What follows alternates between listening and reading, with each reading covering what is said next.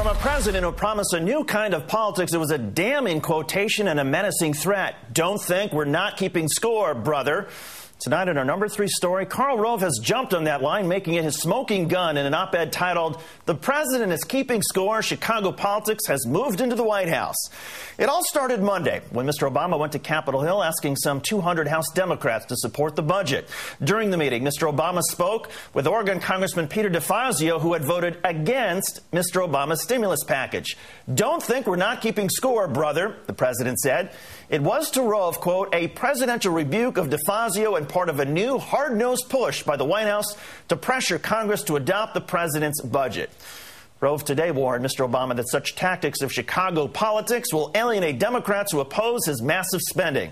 So is Obama bullying DeFazio and other Democrats to spend more money? Turns out DeFazio was asking Mr. Obama to spend more, specifically on transportation infrastructure. The president said, "I know you think we need more for that because you voted against it," meaning the stimulus. "Don't think we're not keeping score, brother," the president added to laughter from DeFazio's colleagues. Later, Mr. Obama told DeFazio he was messing with him. The very first sentence in the article Rove himself quotes says DeFazio calls it a badge of honor. "He got the message that I wanted him to get. I can vote for the House version of the budget because it increased the funding for transportation." With us now is Chris Hayes, Washington editor of The Nation magazine. And Chris, thanks for coming in tonight. Thank you, David. This notion that Mr. Obama is targeting Democrats who are balking at the budget, Congressional Quarterly story about the meeting was, quote, "House Democrats perceptive to Obama's budget pitch." So what's the fact-checking on Mr. Rove's thesis here? Well, it's a strange example for him to pick because it's the one place in which Obama is sort of reacting to someone that voted against the stimulus from the left. The big problems that Obama have aren't with people generally, the progressive side of the coalition like Pete DeFazio. The big problem he has with his budget particularly are people like Ben Nelson in the Senate from Nebraska and Kent Conrad and Evan Bayh and the sort of self-described quote-unquote moderates who are sort of been giving him a hard time about the size of the budget and about some of the items in it. So the example Rove chose doesn't really even make any sense. Can you explain the storyline, the overall narrative that Mr. Rove was hoping would stick here? Yeah, there's two narratives. One of them is that Obama is a, quote, Chicago-style politician. And this really escapes me why they think this is going to be effective. And it's not just Rove. Judd Gregg said the same thing the other day about, pouring someone in concrete and dumping them in the Chicago River. The idea, I guess, is that people have some sort of very broad stereotype of corrupt, old, tough Chicago Poles.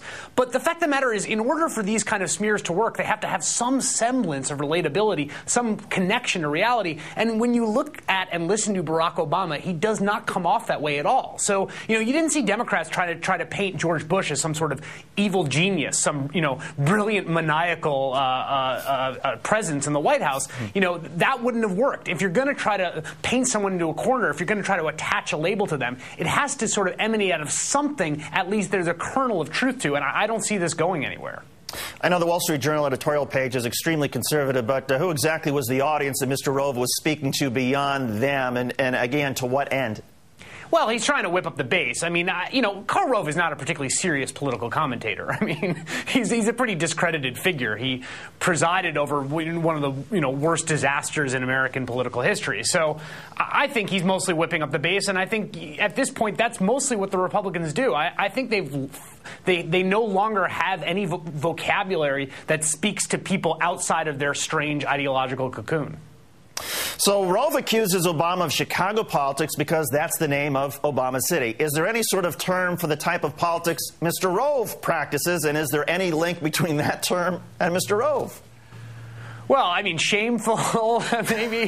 There was an amazing profile of Rove by Josh Green in the Atlantic years ago about the races he ran down in Alabama when he got his start running these judicial races. And the dirty stuff they did, calling up, going to homeless people and giving them flyers to show up at an opponent's campaign office saying there was free food, running these smears about someone being a child molester. I mean, this was the kind of stuff that Rove was associated with and involved with down in Alabama. So he is really, really not anyone to be throwing any stones. Also today, according to Politico, rising GOP star Eric Cantor accused Mr. Obama of overreacting to the economic crisis. Is this simply a Republican attempt to show voters how in touch they are with economic anxiety? Honestly, the political tenure from particularly the House Republicans, but the Republican Party in general, is unbelievable. I mean, if you look at this budget they proposed, it's a crazy document. It's gonna cut spending across the board and give more tax cuts to the wealthy. It would be like if the Democrats after 9/11 had said, we call for abolishing the CIA and cutting the military budget in half. It would have been total political suicide. And I think that it's only because the reporting around fiscal policy is so opaque and confusing that it isn't complete political suicide for the Republicans already. Christopher Hayes of The Nation, great to talk to you as always. Thanks for coming on, Chris. Thank you, David.